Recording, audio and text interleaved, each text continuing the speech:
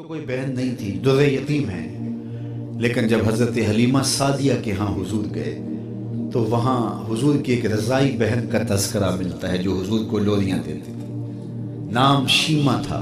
तो शाम के वक्त जब ख़वातीन खाना पकाने में मसरूफ़ होने लगती तो बहनें वीर उठा करके बाहर ले जाती। हर बहन का ख्याल ये होता कि मेरे वीर से सोना ज़माने में कोई नहीं। कहते हैं खूबसूरती देखने वाले की आंख में होती है। जिसके वीर का रंग सोना होता तो वो कहती रंग नहीं तो कुछ भी नहीं है, और जिसके नकूश तीखे होते तो वो कहती कि रंग का क्या है, हुस्न तो नकूश में होता है। जिसकी आंखें खूबसूरत होती वो कहती मेरे वीर की झील जैसी आंखें तो देखो। अब यही बनु साद के मोहल्ले में होता। बच्चियां अपने वीर उठा के ले आती है, कहती मेरे वीर वर्गा कोई नहीं, दूसरी कहती मेरे वीर जैसा नहीं। इतने में हजरत शीमा अपना वीर मोहम्मद उठा के ले आते और दूर से कहती नहीं मेरा वीर भी आ गया।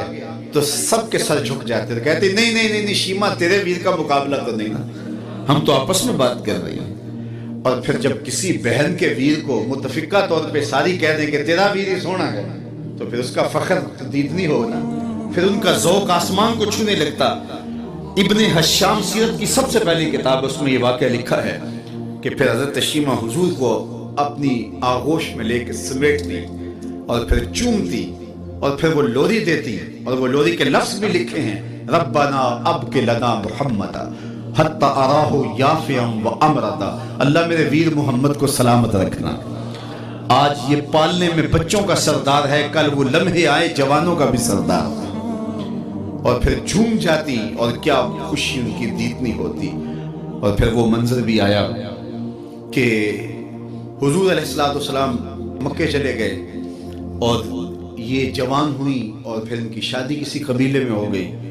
आका करीम ने ऐलान नबुव्वत किया, 13 साल का वक्त कटा और फिर हुजूर मदीना शरीफ चले गए। जब ग़ज़वात का सिलसिला शुरू हुआ तो जिस कबीले में शीमा का निकाह हुआ था उस कबीले में मुसलमानों के साथ टकराव हुआ तो अल्लाह ने मुसलमानों को फतह अता कर दी। तो इस कबीले के लोग कैदी हो के हुजूर अलैहिस्सलाम के गुलामों के हाथों गिरफ्तार हैं।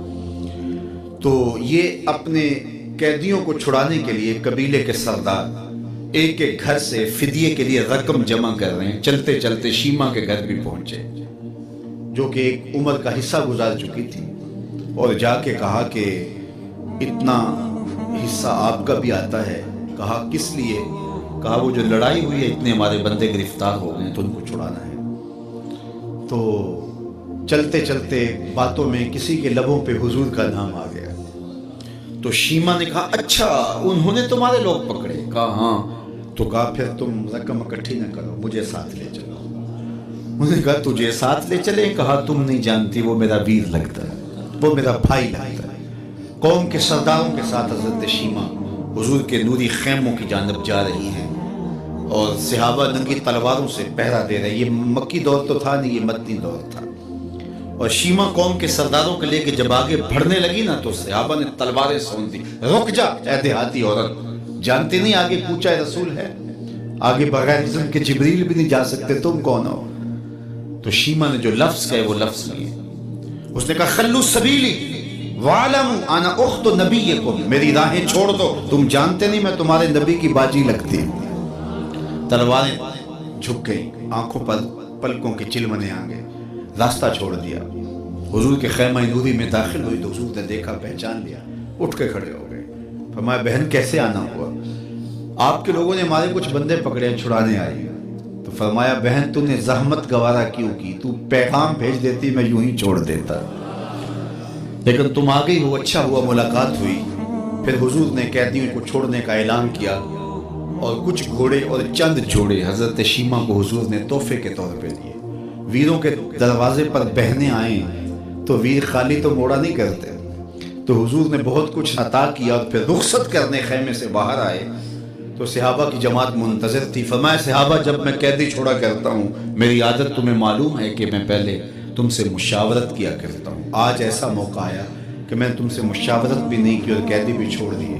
कहा जो चाहें आप करें, लेकिन क्यों मुशावरत नहीं फरमाई हुजूर? अगर इरशाद फरमा दें तो फरमा इसलिए कि मेरे दरवाजे पे मेरी बहन आ गई थी।